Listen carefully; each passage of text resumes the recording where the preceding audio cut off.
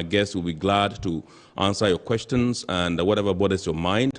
You can also get interactive with us via our WhatsApp line, and the number to call or to send your message to is 0559 017 0559 019 177 0559 019 177. We'll be glad to read your messages to the rest of the world.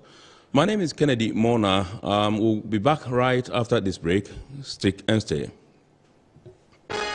Every now and again, Goil makes good things happen. This time, Goil has introduced Super XP Ron 95, a higher grade fuel loaded with additives and yet sold at the same price as normal fuel. Goil Super XP Ron 95 enhances engine performance like never before. It maintains the engine by keeping it clean from carbon deposits. Goil Super XP Ron 95 is designed to burn slowly and thus improves fuel economy, making you save money after several kilometers. Goil Super XP Ron 95 gives you a smooth driving experience, that is, less vibrations. Fill up with Goil Super XP Ron 95. Now there's no need to pay more for any higher grade fuel. Goil has that sorted. Goil, good energy. Electricity, pay your taxes. Yeah. Our taxes, our future. Because you see, without our taxes, we wouldn't have good roads, good schools, better hospitals, street lights, and other very important social amenities. When we pay our taxes, we give our children free and quality education. Talga, my money too small. Why should I pay my tax? Look, small. Salifo, it doesn't matter how small or big your business or income is. You still have to pay your taxes. The little taxes from each and every one of us, when put together, could give your community clean water. Or that deprived school with tables and chairs. Please pay your taxes. It is your responsibility. It is your civic duty. It is the law. iGroup.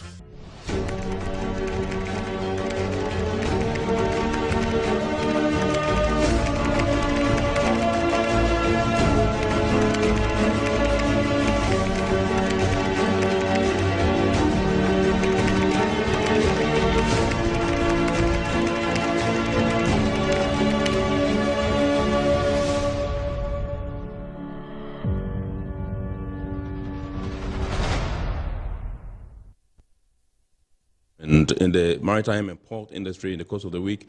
And one that took place that we are going to show you tonight is the launch of a surveillance, control, and monitoring system to deal with illegal fishing. Let's take a look at that story.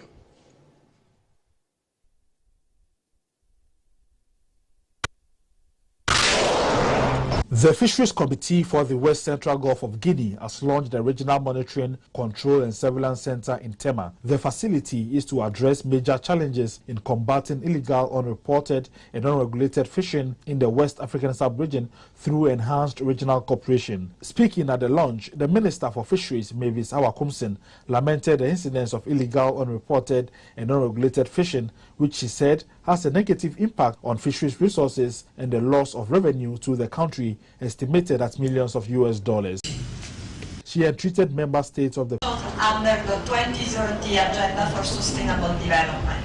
It is the EU's contribution to Goal 14, Life Below Water of the SDG, for a better ocean governance, including the development of sustainable fisheries and blue economy.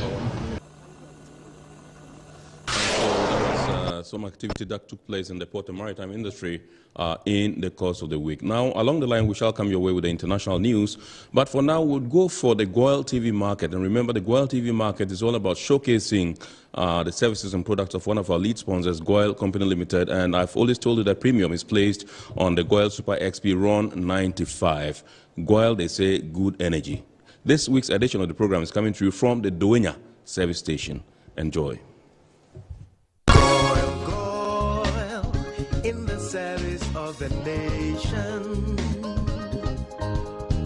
Presently, we are at Doenya Goil Service Station, which happens to be one of the biggest stations in Goil.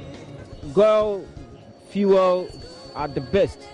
our Super XP 95, which is the latest strong fuel that will never destroy the engines of your car, and our Diesel XP, and then our strong lubricant that power car servicing, changing of oils and all that. So I will entreat each one of you, if you are traveling on this stretch, this particular GOIL filling station, which is Dowenya, we have several services here. So you can attest that our fuels are the best. You go to La Pleku, go to Adakase, go to Adafo, and to Aplau, our fuels are superb. GOIL, good energy, that comes with a smile. Oh, Vanya, a lab, fuel lab, 80, new fuel keke, ena, SSA, yetong, and auto edugu came. You need to buy the fuel that meets your car or the standard that is set up. Fuel near the collab near Koyashimua, I was say you host ampa, and you within the spec, and Sani Amaquine said for filling station ho, never kugu came. Near the cross station, one swap. We don't leave the station to sell it just like that. We go to them and test the product and check whether they are still selling what we gave to them. It's even no some fashion no. If they call the baby product no, me I go check say a product papa na yefa within specification. It's go your mama at the phone, your mama and my papa. So we use it for papa. We need problem with injectors, but low grade and mid grade fuel now our market in the snow. Run 91 and run 80. Sabi, see a case here, they are. I just say, Sika Ibiano, Eja, Etik Mamuhea. Oh, but you can say, oh, maybe 95 Vinyabi. GOIL, Yanni stations at Dosu Ghana Hapa, baby, I'm a GOIL. Over 400 stations. And just a bit more, and Krahankwan or Bua, Okosuyana Uno, baby, GOIL, oh, Ghana Ha. And for a ton Hano. And one a ton of Sunyani, and one a ton Takradi, around 95. Yeah, go cardi, GOIL stations in Quape, and I bet me use a card. Want to me use your baby ABM. And to say, bank card, I bet me use your ATM machine. Now I say use your POS machine. So they are not bet me use your GOIL stations. And GOIL stations be a country, your POS, until let me use your card no. Oh, your stations now. I've been using GOIL fuel about 9 years now. I'm a taxi driver. I think it's the quality fuel that I use always. I can experience how the car pick quick. I'll advise my friends to always buy product from GOIL. So for the past 1 year, I've been using GOIL and it's been good. I mean, the mileage and stuff, better than the ones I was using before. And again, their services are good. Okay, I've used GOIL almost about 3 years now. I don't normally get problem with the car, like the pump and everything is intact. Everything is good, very good. After last 2 years, I started using GOIL fuel. Some use before and call Avensu. A check what we can. It's a man saying, can't reject it. I'm at Dowenya GOIL police station, and now I encourage my colleague drivers to come here and buy fuel. Everything about GOIL is perfect. We always stand for the best. So that was the GOIL TV market showcasing the products and services of one of our lead sponsors, GOIL Company Limited. And remember, this week's edition came to you from the Dowenya service station. Now, tonight we're taking a look at insurance. Remember, a fortnight ago we came your way with a topic on insurance and how prepared the local insurance industry was to, maximize the profits in terms of imports and exports, and why it was important for us to have traders or importers and exporters have their goods insured here in the country. And we brought you some guests from Serene Insurance, and they told us they were really capable of dealing with whatever insurance claim that may come. And they were explicit when they stated that if the deal comes and it's so huge, they rope in other insurance companies, they share it by percentages, and then they are able to deal with that and meet that demand. Tonight we have some guests from the National Insurance Commission, and they are talking to us about the Marine Cargo Protocol and what it is all about. I know some time ago this issue came up and there was a lot of brouhaha. Some industry stakeholders were not happy with it. And so we would want to find out from the NIC what they have done so far, whether they have met these stakeholders, whether they have told them what the nuances and intricacies involved in this whole project is, and all that. And so let me go straight away and introduce my guest in the studios. We have to my left, Madame Mercy Na Koshi Buampong. She is a member of the Technical Committee on Marine Insurance. And to my right is Mr. Charles Anson Denchi, who is Senior Manager at the Supervision Department at the National Insurance Commission. Good evening, ladies and gentlemen, and welcome to Iron Port. Thank you, Ken. If you take insurance, you are protecting these movable assets against the perils of the sea and perils on the sea. Right.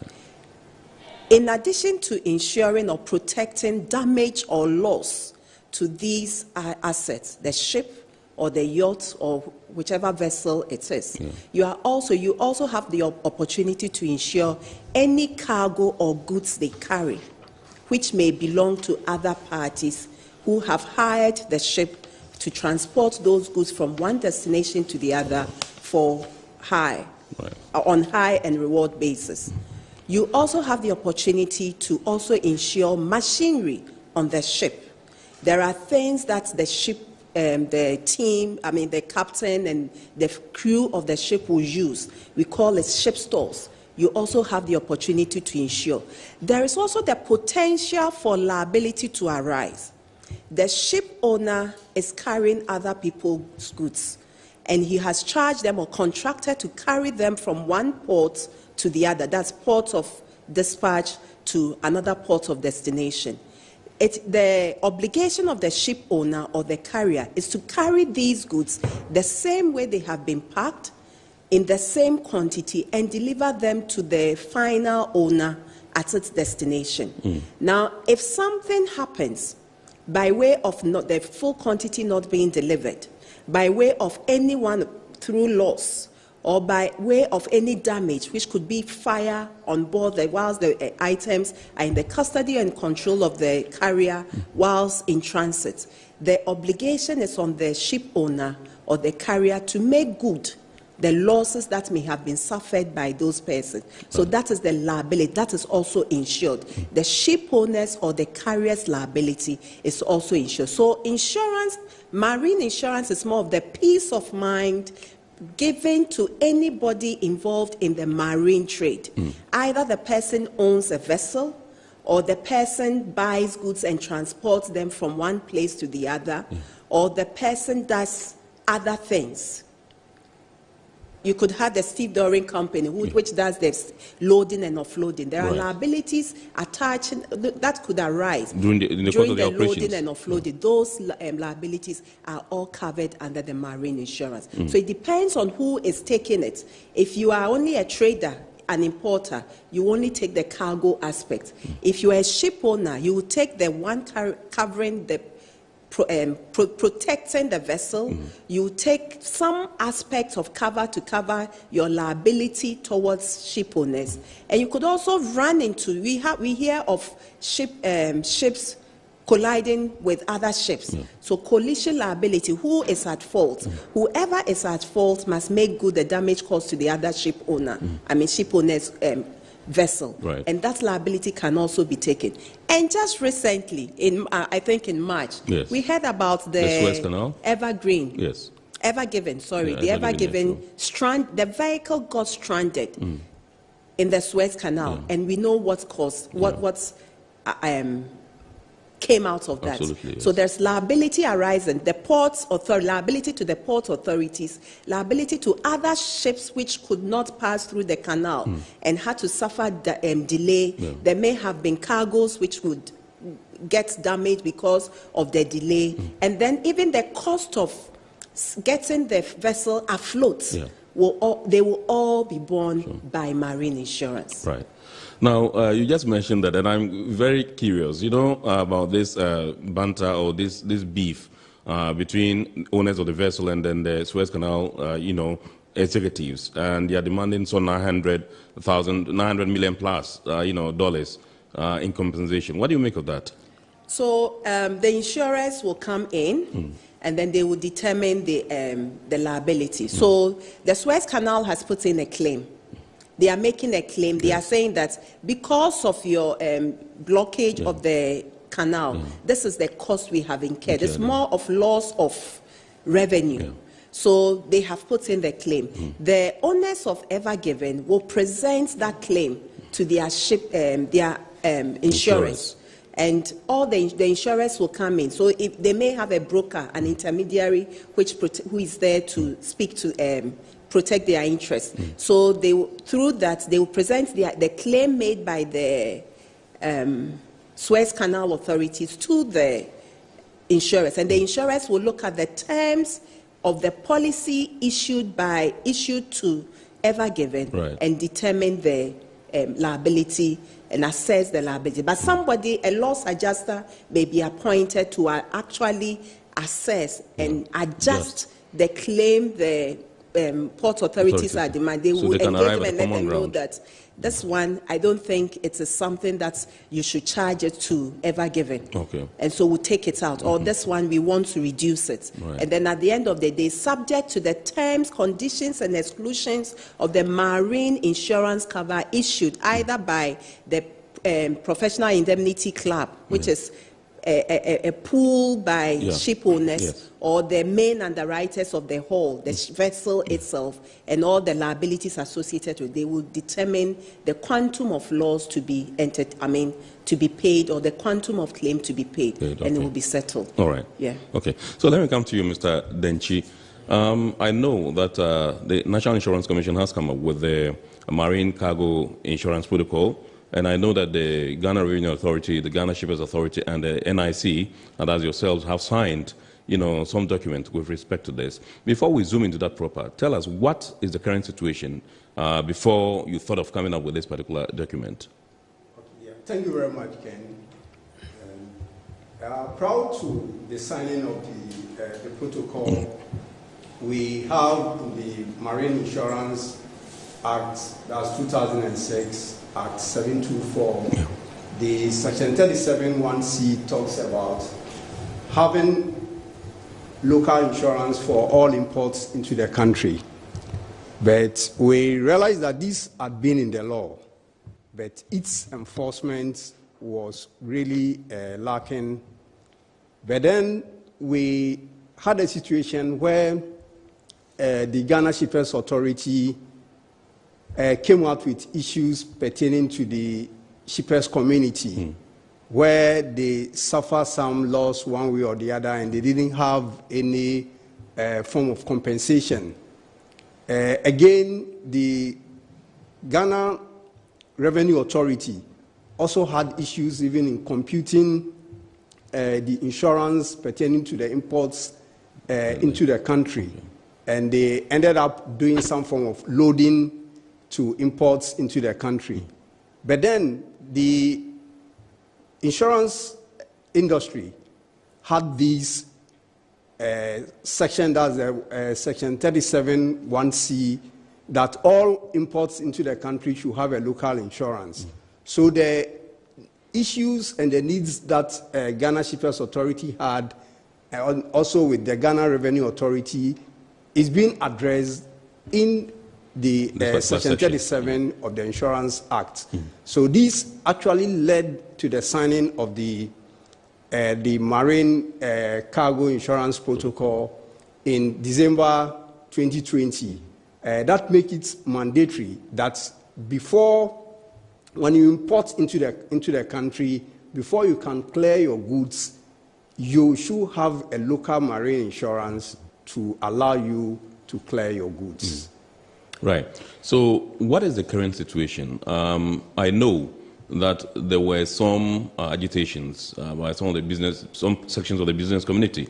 Guta, for instance, their president has been quite vocal in resisting this particular, document, this particular protocol.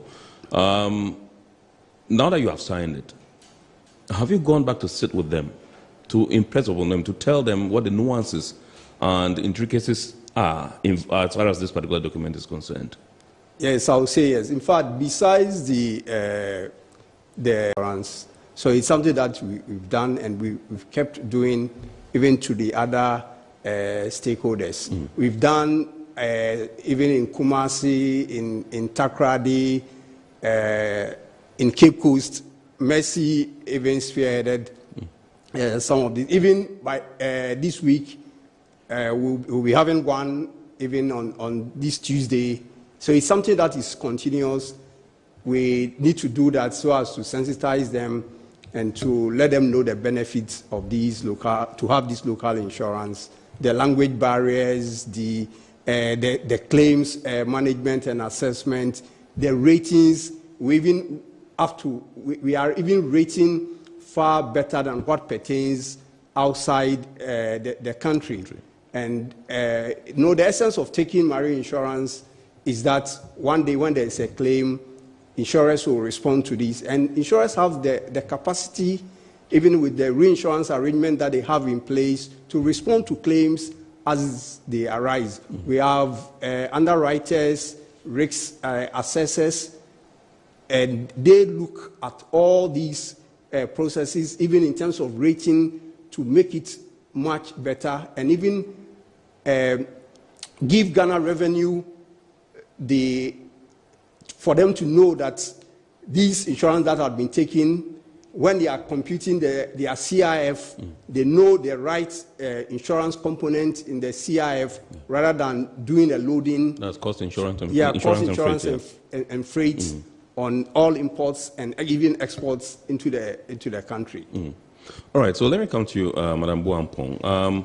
I know, just like I mentioned during my intro, we had some officials from Serene Insurance come in the studio a fortnight ago, and then we had the GUTA president call in to the show, and they have a feeling that the local insurance market, they don't have the muscle financially to be able to, do things as far as marine cargo is concerned, because they think that is capital intensive. And so theirs is that they lack the capacity. They have not tailored, their products to suit them. They don't make it friendly, so rigid and all that. And so it's just unattractive. You have been interacting with them, and like he said, you led the charge to some of the regions where you held stakeholder engagements. What's the situation? Thank you very much. I didn't even thank your viewers and listeners before I went straight into my first question. Thank you. The issue of capacity, it's never been an issue. The insurance industry does not have issues with capacity, not for any classes of business, let alone marine insurance. Right. Now, marine insurance capacity, we have excess capacity. What happens is every year, the NIC collates from all the insurance companies what proportion of their assets they are using to back certain classes of business. And for this year, 2021, which was collated and circulated within the industry by the NIC in January 21st January 2021, the total market capacity for marine per risk is 300 million Ghana cedis. Per risk means you can come into us with a certain value of marine cargo or even vessel. And saying that this is the value. For any one insurance that the industry can insure up to 300 million, that's $50 million per risk. Wow. That is local capacity. This is retained locally. We don't even offload or cede any to the international reinsurance market. So the local insurance company and the local reinsurance company, domiciled and registered and operating in Ghana, have a capacity for marine per risk of 300 million. So we do not have issues with capacity when it comes to the financial. When it comes to the technical, we have experts in that field. Traditionally, insurance has been written, insurance companies have departmentalized by the class of business. So there's always a dedicated department for marine when it comes to marine underwriting and claims, and they have the expertise. They are actually hungry for the experience to get the marine cargo in the large numbers. And currently, we are operating under capacity because we have had our minimum capital increased from 15 million to 50 million. So we don't have issues about capacity. And this is local capacity. We have excess capacity, very huge capacity overseas. Right. All the reinsurance companies within Africa are available to us. The reinsurance markets on Lloyd's are available to international reinsurance markets are available to the Ghanaian markets. So there is no issue of capacity. We have the capacity in terms of finance, and we have the capacity in terms of technical.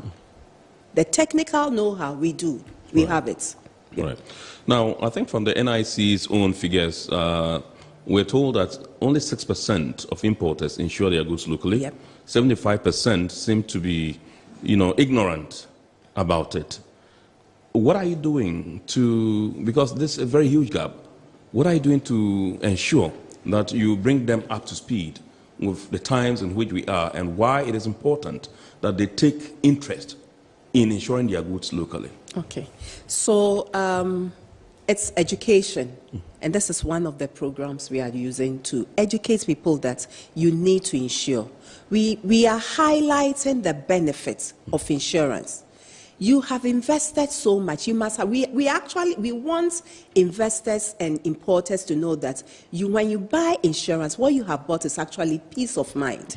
You don't have to worry about whether your goods will arrive damaged or whether your goods will even arrive. Because even if they don't arrive, there's insurance to cover it. We are asking you, even when you have bought, we are also educating that even when you have bought the goods on CIF, you don't have full cover. Internationally, the CIF only mandates the supplier to buy the minimum cover of marine. And the minimum marine cover is the Institute Cargo Clause C. The Institute Cargo Clause C doesn't cover volcanic eruption, earthquake. It doesn't cover entry of seawater into your goods. I mean, seawater, river water, lake water, causing damage to their goods. It doesn't cover washing overboard. It doesn't cover total loss during loading and offloading. Okay. So you may think that you have... Does it also include force majeure? The force majeure, that's acts of God. Yes, they are covered. Okay. So some of them are covered, some of them are not covered. And there's also an extent to which they are covered. But when when you mention volcanic eruptions and all that, earthquake, in another sense, earthquake is also not covered. Yeah. Earthquake is not covered. But strong weather will be covered under a Clause C. Okay. So what we are saying is that the supplier has brought you the goods and told you that it's CIF, but you really do not have cover. You might also think that the shipper or the carrier will be liable if something happens. It is his liability. But the international laws limit their liability because they can't carry the full liability. So there's a duty on you, the importer, to also mitigate your loss by taking local and proper insurance. So we are educating that please do not rely on CIF. Even if it's CIF, you don't know the insurer. There are issues of language barriers. There are inadequacy of the cover, like I'm talking about. I've just mentioned. But you don't. When you take a local insurance, you are protected. It secures you. There's proper protection. Right. It's like disaster recovery plan, DRP, for the shipper or for the importer. You know that you have a business, it's business, there's business continuity because an insurance policy will kick in when the unfortunate incident occurs and you'll be able to continue your business. So it's all about education. It's all about engagement. Engaging them after, when we've had this broad level engagement, we now need to do the individual smaller group engagement. And that's what we've started doing since late last year. The discussions, we've had earlier discussions with GUTA during, a forum provided by the Shippers Authority. We've met the freight forwarders and some other groups in Takrady. We've met another team, shippers of members, also in Cape Coast. So when you meet them in smaller groups and you educate and you explain to them, and they ask their questions and you clarify their issues for them, they then understand the benefit for them to take a local insurance company. Indeed, the regulator is not only there for the insurance. In fact, the regulator is there to protect the interests of the insuring public. And what's better protection or assurance do you have when you have direct access to the regulator? Right. So let me come to you, Mr. Denchi. Let's deal with the local insurance industry vis-a-vis import and export. How should Ghanaian companies, the local insurance industry, position itself to benefit from the huge investments that goes around in the import and export sector? Yeah, thank you very much. Like we rightly said from the beginning, we spoke about capacity. The local insurance companies are really poised for business in the marine cargo sector. And they have the capacity. Like Mercy rightly said, each insurance company can write up to about 300 million Ghana cedis, that's $50 million per risk. And anything in excess of that, they have to place reinsurances on that. So they really have the capacity to underwrite huge risks through their appetite and then also through reinsurance. They also have the technical capacity of underwriters, surveyors, professionals to handle marine insurances. The other thing that we are still doing, which Mercy have said, is stakeholder engagement. And by so doing, we'll be able to bring all the shipper communities on board and to let them know the benefits of having local insurance, the peace of mind, the kind of risks that the insurers take, and also the suppliers who even supply their goods through these importers will make sure that the monies that they put into their imports will not go lost when local insurance has been taken. Because one of the key things that the insurers through the NIC is doing to make sure that claims are handled to the best of the policyholder. In other words, they will make the claim processing very simple, through notification to final settlement, to realize the monies or investments that have been put into the marine cargo sector. So there is capacity, there is technical know-how, and there is also sensitization. And again, there is this insurance database that has been set up to coordinate marine insurance that had been underwritten, and there is a link that the portal, that the database will have with the Ghana Revenue Authority, so that before your goods can be cleared, there should be the evidence of local marine insurance certificates to confirm that you have taken the local insurance, to make sure that this is monitored and make sure that there is more participation. Like rightly said, but the 6% imports into the country would come up, will be revised through sensitization, and then also telling them the kind of benefits that accrue when you have local insurance in the country. All right, so you just mentioned the fact that one would have to showcase or show the local insurance certificate before the fellow can clear the goods from the port. And I was about coming to the issue of sanctions. Intransigent importers who do not buy insurance locally, what happens to them?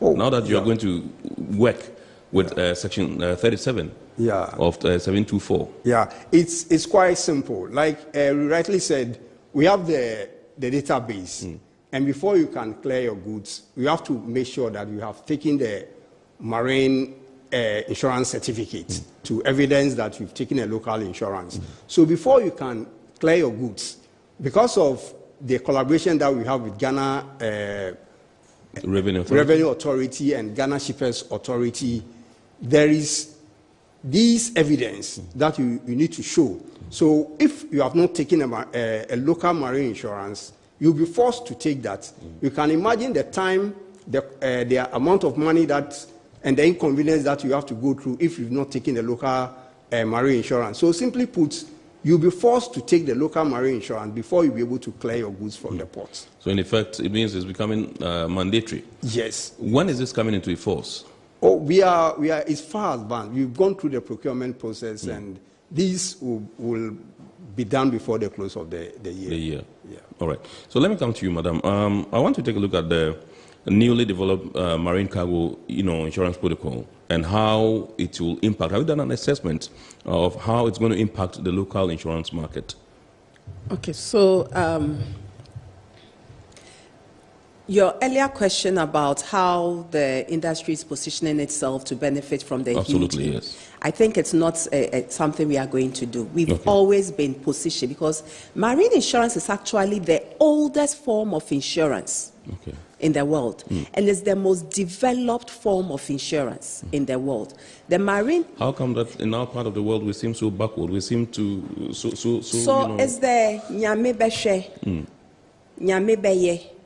You understand? Because even when you have labored and invested so much in your personal property, and you see sometimes, even after you've seen a neighbor's building engulfed in fire, you still think that you have a special protection from God. So it's the nyamebeye sort of, you understand?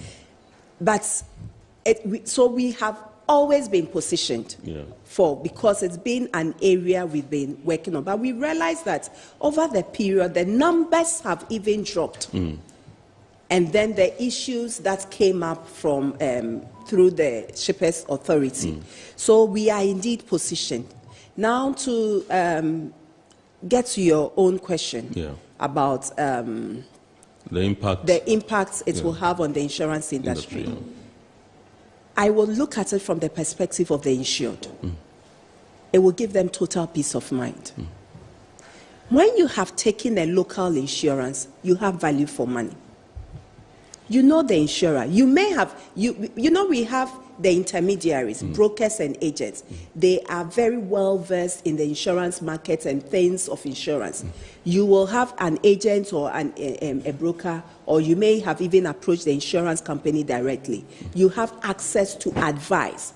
You advise about the adequacy or otherwise of the cover. If you approach the company and you are bringing in cereals, backed cereals, and you wanted, because of cost, you wanted a clause C, you will be advised that a clause C will not give you any benefits. So you could, and when you look at the rates, the premium variation is not much. So you can still be, you will be advised to, so you have access to professional service. You have value for money. Whatever premium you pay, you get value for it, and you get total peace of mind. So it's like buying your vehicle and insuring it on third party. Anytime you are on your way, you are very careful. Even when you are giving it to, say, hey, be careful, because you know that you don't have proper protection against the vehicle. But if you are properly insured, comprehensive, you know the way you drive your vehicle with all confidence. That is the way you carry out your business. So you don't worry about all those, and you can focus on your core activity. That is the benefit to the insured. Now, we are also looking at contribution to economy. Insurance is at the center of any economic activity. Imagine investing so much and not having any way of revamping your, recovering your loss. If something happens, you will not even be willing to invest. For you investing your own funds, and any other third party investing or providing funding for any business activity, for trading. The fact that there is insurance gives them that security that should the unforeseen events happen, they can still have access to their funds. So people are willing to release investable funds for investing activities. So you have access to funding. And that will also drive down the cost of funding for you, the importer, or for the business entity. Once that is done, it drives economic activity. So at the end of the day, economic activity, there's growth in economy. We have underwriters. We have loss adjusters, which are independent professional bodies. We have surveyors who are independent professional bodies. We have intermediaries, the brokers and the agents. They are independent professional bodies. So as the business of marine insurance and marine cargo booms, it expands those individual economies. Right. And then it creates job opportunities. So more hands are employed. Even new ancillary jobs are created. So the benefit is not to, it's to the three parties. And the parties are the insured, the insurance company and its ancillary professionals or bodies, and then the government or the states. Right. Insurance companies release funds. When whatever premium we collect, we keep them, we invest them.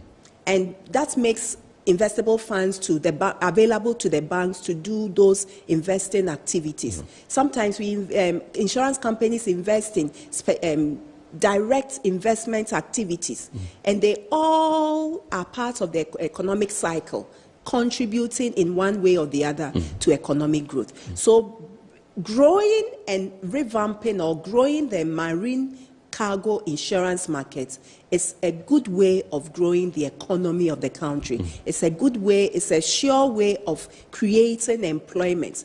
Unemployment, if marine cargo is, the freight forwarders, there will be more work even within the ports. The freight forwarders will have more work. The clearing agents, stevedoring companies will not have idle machines sitting at their yards because they will be busy. You have so the economic boom that follows a strong marine cargo insurance market cannot be understated. Right. You mentioned the Nyamiwishe, and it's like, okay, so I'm an importer. I look at marine insurance, and I think that's quite expensive, and so I say, why not? Whatever should be, even though I pray that it arrives safely, because some of them view it as a means of giving free money, so to speak, to insurance companies. Okay, so insurance in itself is supposed to be susu, but it's not everybody who is supposed to benefit from that susu collection. So insurances, it started with ship owners. They realized that when they their vessel gets onto the sea and they are exposed to the perils of the sea or perils on the sea. Perils of the sea are the things that are the windstorms, those things. And then perils of the on the sea are fires that may occur. In the vessel. So they realize that, and when it happens, the value of a ship is so huge, it becomes very difficult. So they first started by coming together and everybody contributing something small, but in proportion to the risk, the risk they are bringing on board. So that when the few, so there is a contribution of many, so that when the few suffer a loss, there will be enough in the kitty or in that fund to pay for the losses of those few.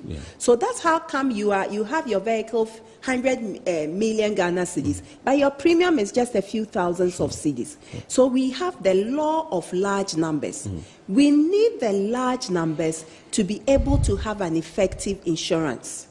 Because then if you don't have the large numbers, then everybody must contribute huge enough to be able to pay the losses of the few again, which will come up. So insurance is not for the benefit of everybody. And it's not like free money.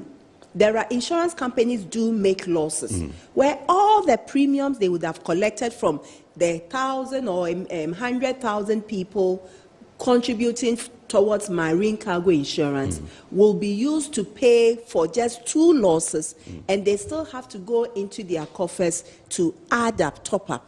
So it is not free money. It is an associate. We are saying that we are all coming together. will contribute small, but in proportion. If my risk is 100, I'll contribute 1 cedi. But if your risk is valued at 1,000, you contribute 10 cedis. Another person, so it's in proportion to the risks we are bringing on board.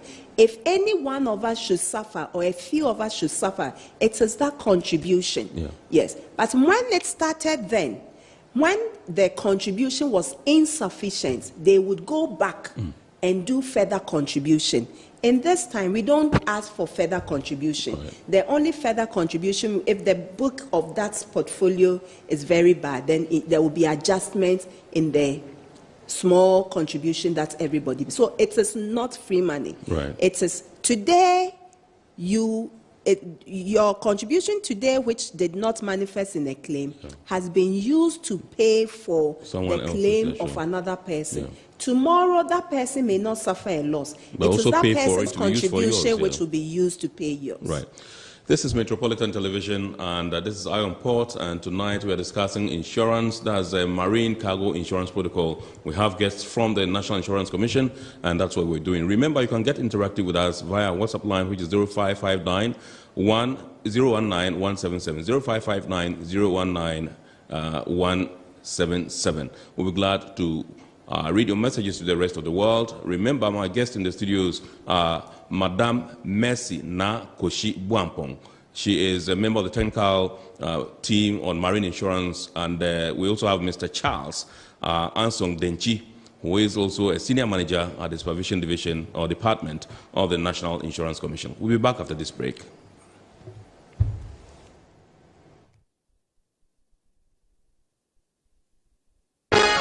Every now and again, Goil makes good things happen. This time, Goil has introduced Super XP Ron 95, a higher grade fuel loaded with additives and yet sold at the same price as normal fuel.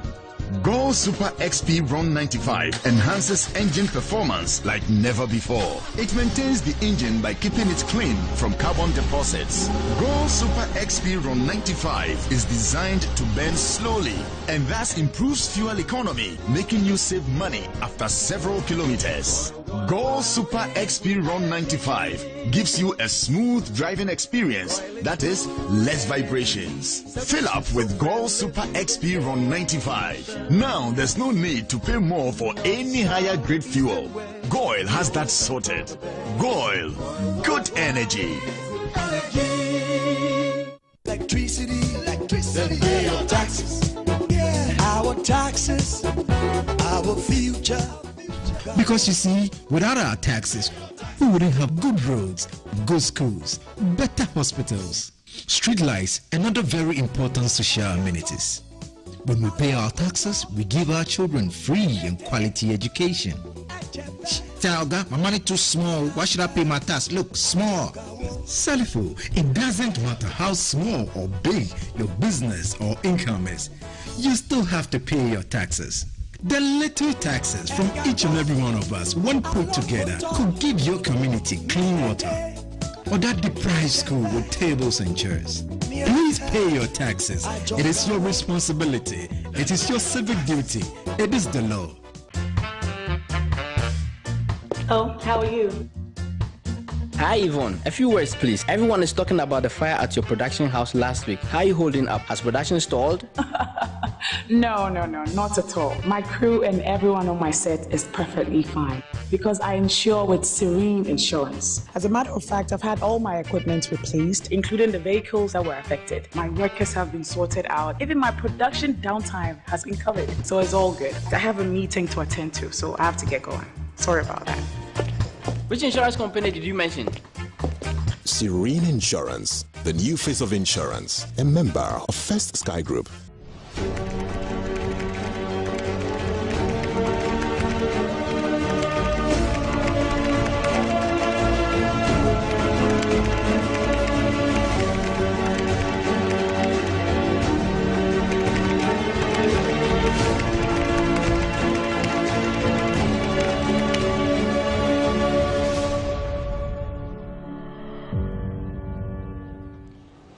All right, so welcome back.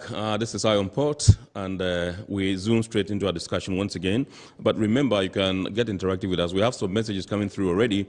The number to send us your WhatsApp message is 0559 019 177, and then we'll be glad to pick your messages and read them to the rest of the world. Along the line, we will activate the phone lines as well, so that you can get interactive with us by calling in to ask whatever questions are bothering you. But let me come to you at this juncture, Mr. Denchi, and find out from you, how dire is the situation? I just mentioned the figures we got from your outfit. 6% only does the local insurance as of now. 75% are quite ignorant about it. And last time when we came to the studios with the Serene Insurance officials, what they said was that they can underwrite about 500 marine insurance policies in a year, which is woefully inadequate. What are the figures, and how dire is the situation? Yeah, thank you very much, Ken. Like I rightly said, the statistics that we have indicates that out of the 100%, it's about 6% insurances that are done by way of imports into the country. So one of the key things that we are doing, like we are doing today, through sensitization and to engage the major stakeholders and also let them know these benefits that we have outlined about marine insurance, and then the need to have a local insurance so as to improve upon the figures.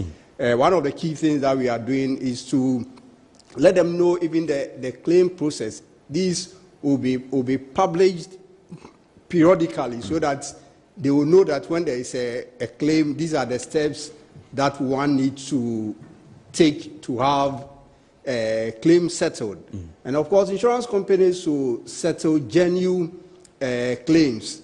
And like rightly said, insurance strives on numbers. So it's a pool.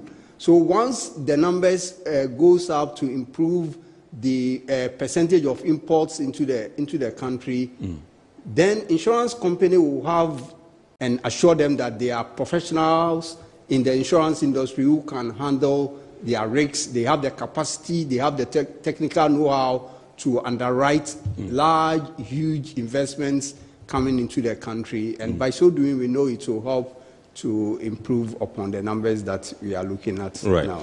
Madam Buampon, let me come to you. In fact, some messages coming through. One person thinks that it's not right for you to force people to take insurance locally because, according to the person, you are offering a product, and I have the right to patronize you or not. Why would he force me to do that? And then he goes further to say that who has insurable interest? Is it the supplier who has supplied the goods? Because I am sitting here in Ghana and my supplier supplied me, perhaps on credit. I have not paid for the goods. And maybe unless the goods get into my warehouse and a few months later, when I raise the capital, then I settle the person, why would I have to pay for goods that I have not even paid for? Okay, so thank you very much, Ken.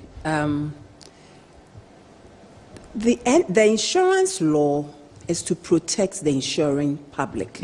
Is to regulate the activities of the insurance company in a way that protects the interest and, that protects the insuring public. So by introducing it into the law, it is to protect the insuring public.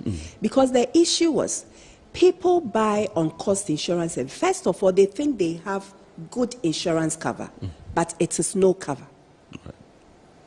So a loss occurs. There are instances where your goods are not damaged. We call something general average.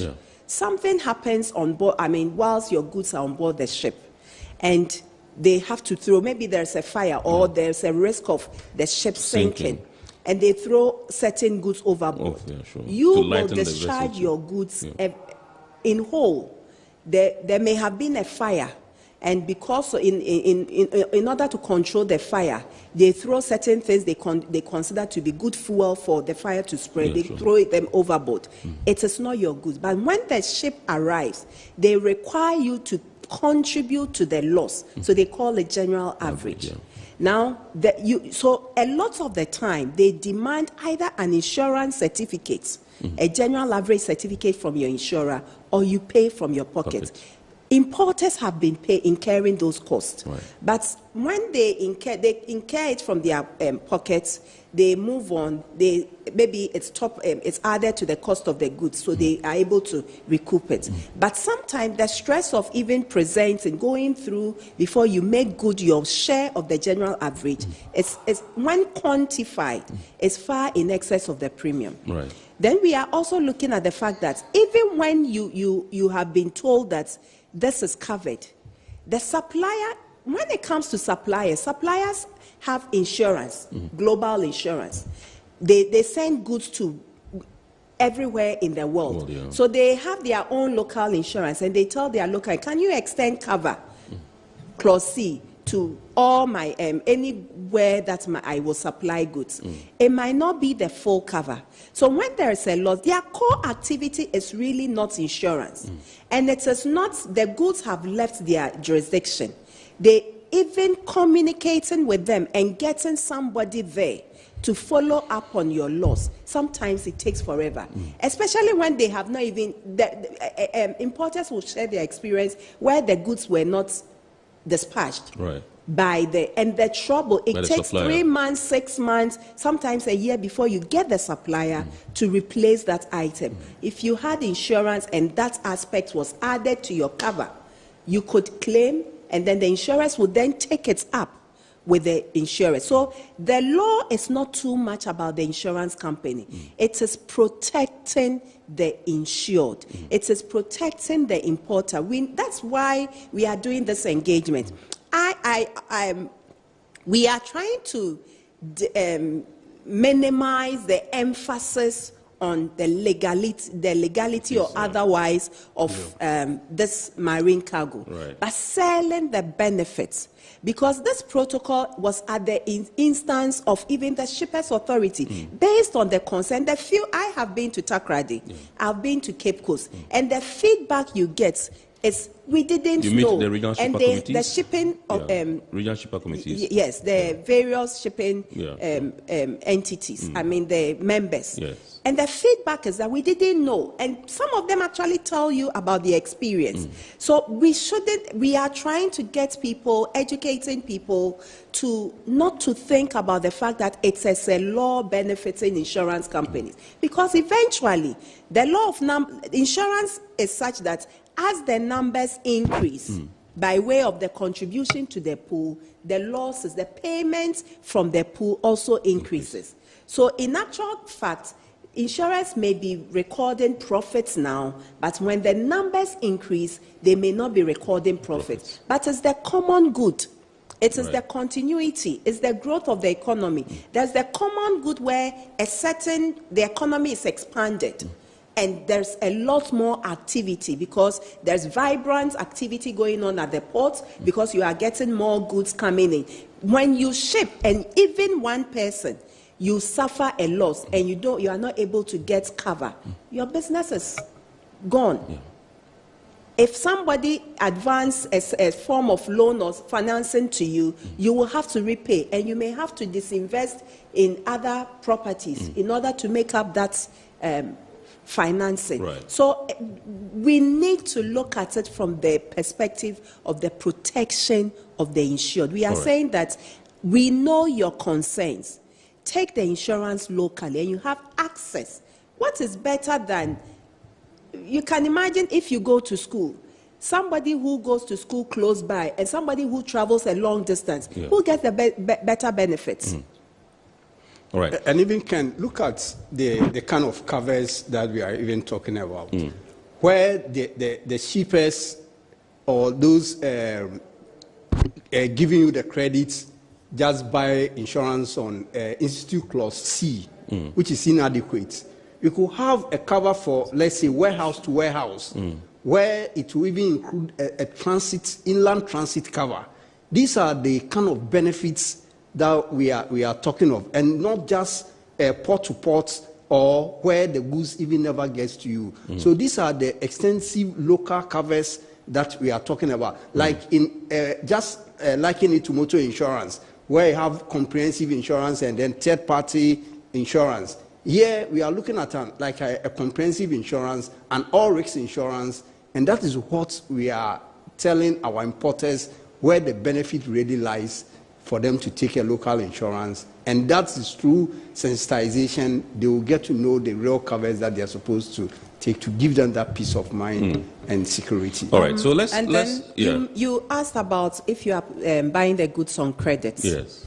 As much as the include, a lot of the time is the invoice which really stipulate the terms of the sale. The transaction, sure. Yes, the sale. But normally, we are looking at when it's cost and freight. A lot of the time, the issue is the liability still with the supplier? Is the supplier saying that I am still fully liable until the goods get to your warehouse? Yeah. And a lot of the time, they don't do to warehouse. They do to the port. Yeah. And to the port, they may not even add loading and offloading risk. So as much as and this is protection, you can't take chances. When the event has occurred and you realize that, oh yes, you bought the goods on credit, but you still have to be liable for the loss, make good the payments, then you have something to fall on. Right. So it is important that for me, if you have a certain investment, no matter what, because you will eventually pay for the goods. If you have insurance and there's an instance or an event, you immediately get it sorted out by your insurers. Right. And later your insurers can take up all other discussions with either the supplier or with whoever is deemed to have been responsible. Right. So even for supplies on credit, it is in the interest of the importer to take a local insurance policy. So let's take a look at these messages quickly, and then we can activate the phone lines for some few minutes and get our viewers to call in. This one says, good evening and kudos to the educative program. This is Isaac Asilfi watching you live from Temakumthi 3. Good evening, Isaac. Questions are, 1, is marine insurance a risk? If yes, how do I build trust in the local insurance company in insuring my cargo? As you know, trust is now a scarce commodity in Ghana. 2, should there be a damage on my cargo I insured, how do I file my claim with respect to the marine insurance? Because I guess we're taking them now so that we can, once I'm through, we can deal with them and then move on. This one is also from Ohima in Tema. She says, good evening, I import. Great show. Thank you very much, Ohima. More sensitization and engagement is critical. I'm wondering why export is not being mentioned, as it's even more feasible to enforce insurance policies for export than import in our case. To add to what the panelists are saying, if you take your marine insurance locally, following up on claims is simple and easy. Again, you can appoint local surveyors to help you in your claim processes. With regards to the cargo insurance protocols, is it acceptable to have both local and foreign insurance for cargo? And she says again, hello Ken, could you find out from your panelists how the no local insurance, no clearance is going to be enforced? Are they going to force a trader who has arrived, whose goods have arrived to procure insurance against what risk, she asks. I think rather than strict enforcement, there should be enticement or such additional values like covers for the onward carriage at no extra costs and premiums and all that. I mean... Yeah. Okay, yeah, Ken, thanks. I would like to talk briefly on the trust and the claim process that was raised. I know Mercy will look at the imports and exports. Right. Okay. Let me just say that the issues that we are talking about, local imports applies to exports as well. It's only that we're talking more on imports, but the same insurance process and covers and the benefits that we are talking of applies to exports as well. Right. On the issue about trust, like rightly said, the insurance companies really have the capacity, they have the technical know-how, they have the expertise. Again, remember there is a regulator where probably you have issues, and like I rightly said, we will do publications on claims processing and the like. There's a regulator. So where you have issues on genuine marine claims, you shouldn't have any issue of about informing the regulator to intervene on your issue. Yeah, okay. On claim process, it's rightly simple. Marine insurance is just like the general insurances. The processes are the same, but to give our customers a better coverage and benefits to marine insurance, we want to make the process very simple. It's like you have a claim, you notify your insurers, they respond, they have adjusters or surveyors to look into it.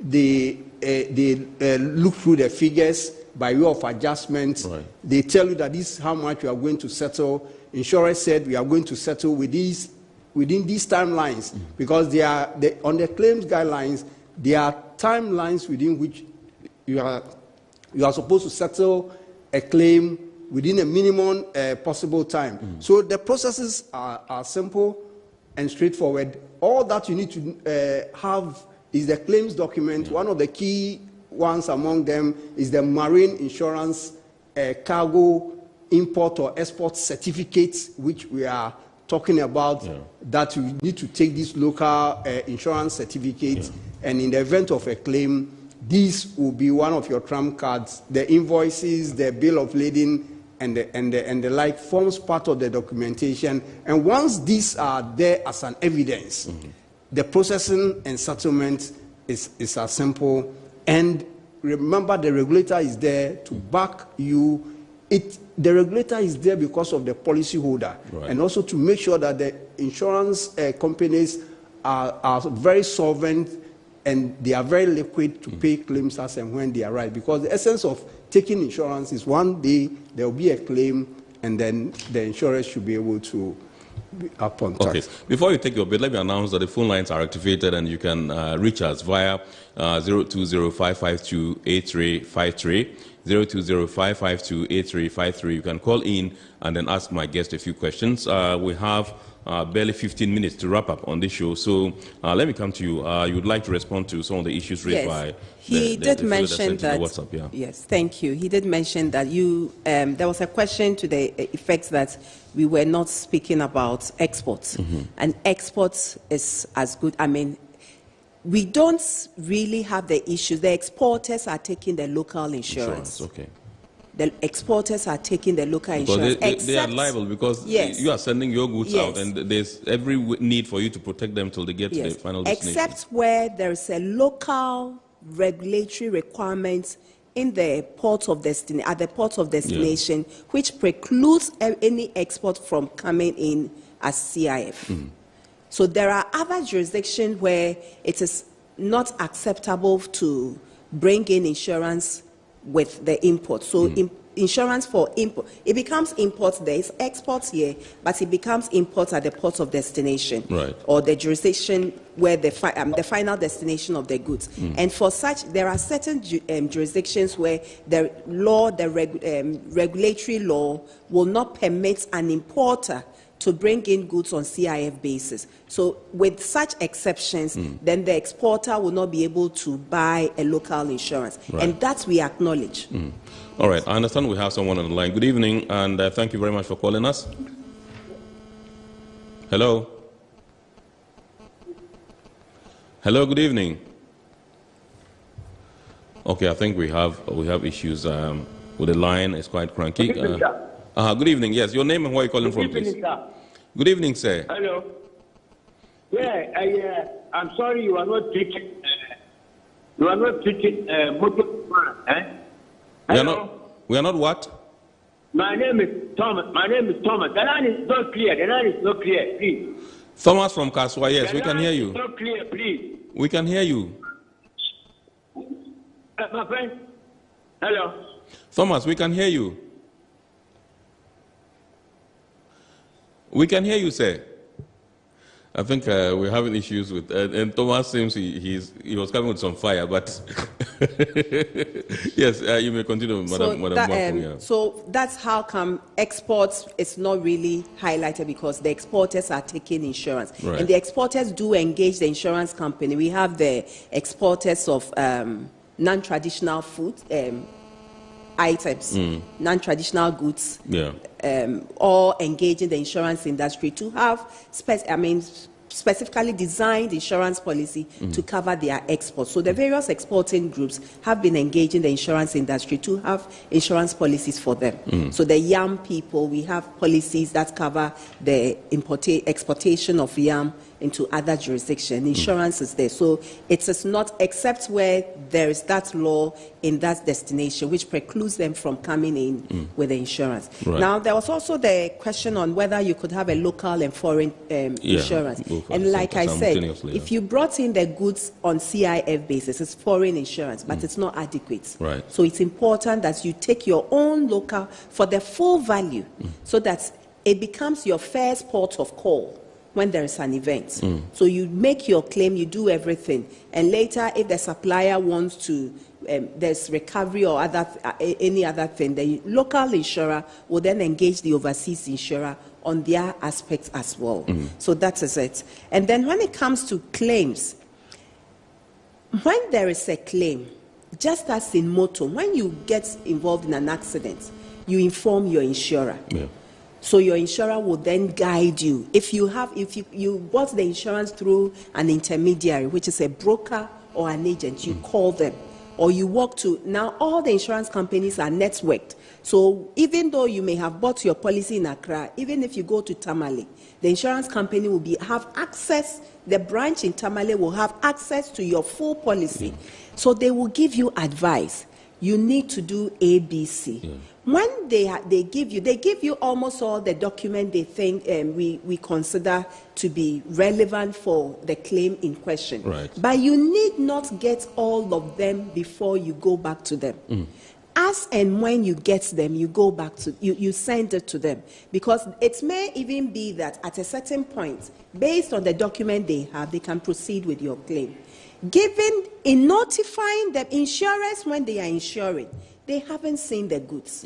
It is only the bill of lading that they are relying on. Right. But we have surveyors, international surveyors all over.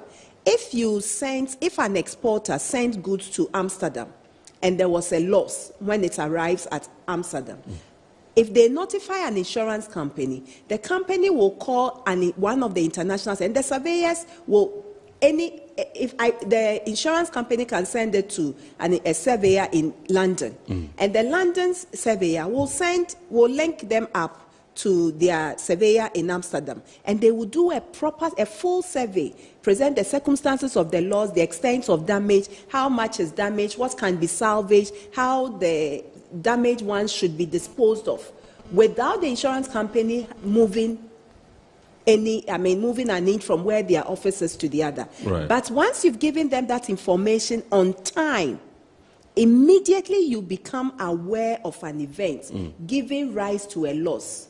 You notify your insurers. They know what to do. They would want to have evidence that indeed the goods which we never saw, indeed it is this quantity, it is the communication. Sometimes you say that, I've had a loss. I bought insurance from this so-and-so company. Then somebody who may not have had any interaction with an insurance company say, insurance company, where your munchiao. And sometimes, a lot of the time, that is what the difficulty is. And so you also start having a certain mindset. You are unwilling to, you delay in until finally, tell them when you present it to them, they will pay. Right. By that time, it's too late. Or there has been a delay. When there has been a delay, it takes a lot more time to process. So I will use this medium to urge anybody, marine, whether it's marine or whichever claim, when you have an incident that you think you have a right of claim against on your policy, please immediately notify the insurer or your broker or your agent. They know what to do. They will guide you. And they will guide you from every step of the way. The NIC also mandates insurers to guide, so the claims guideline provides a step-by-step guide with timelines as to what the obligations of the insurer is. If you are saying Settlements will be 5 days after all documents. Let the client know what constitutes all documents. Right. And insurers are continually doing that. Yeah. And it is through this medium or these platforms that we also use to educate and enlighten the insuring public, the shipping public about some of these things. Okay. Was I told we have a caller on the line? Okay, I don't think so. So at this juncture, we'll go for international news and we'll be back shortly. 3 years after the initial contract was signed, Dubai-based port developer DP World is finally ready to start the banana port development along the coastline of the Democratic Republic of Congo. After DP World was awarded a 30-year concession to develop and manage the $1 billion banana port in 2018, the project is now finally on the move with an expected 2-year completion period. The announcement follows the agreement on amendments to the initial contract collected in a term sheet that was signed recently in Kinshasa. DP World said that the objective of the amendments was to readjust the different obligations of the two parties under the project. Mercy Ship's civilian hospital ship Global Mercy has completed deep water sea trials and is about to head to Belgium for equipping before it starts its mission in Africa in early 2022. The tests, which have lasted for several days, covered engine performance and fuel consumption, navigation and radio equipment, maneuverability and safety systems. The Lloyd's Register-class ship was constructed at the Tianjin Jinhan shipyard in northern China with Stena RoRo AB of Gothenburg, Sweden, providing the project management, and Delta Marine of Turku, Finland, designing the vessel. A French shipbroker, BRS Group, assisted in preparing the contract. All right, so that was the international news segment here on Iron Port. We'll just wrap up shortly, but let me take this message. It says, that's from Ohima again. She says that no local insurance for import hasn't affected customs duty in any way so far, because customs duty has always been on CIF, even when the trader declares an FOB. Customs valuation always compute their own insurance for imports, and this is stated in the Customs Act 891. I still don't think it's prudent to impose this on anyone. And this one says, good evening, sir. Can the panel highlight on the compulsory aspect of the marine insurance? And someone asked, same, but I think she still highlights on the benefits to the importer. The question is there a law which mandates an importer to take marine insurance as they plan to make it compulsory? Well, I think these have been answered already. So this is how we will draw the curtain on Iron Port here tonight. Remember, I've been in the studios with Madame Mercy Na Koshibwampong. She is a member of the Technical Committee on Marine Insurance, and also had Mr. Charles Anson Denchi, who is the Senior Manager at the Supervision Division of the National Insurance Commission in the studios. We are grateful to you, ladies and gentlemen, for coming and for shedding more light on this particular topic. Remember, the abridged version of Iron Port will air on Ghana Television at 8:30 p.m. on Wednesday. Make a date and watch. We'll see you again next week. My name is Kennedy Mona. Have a super evening.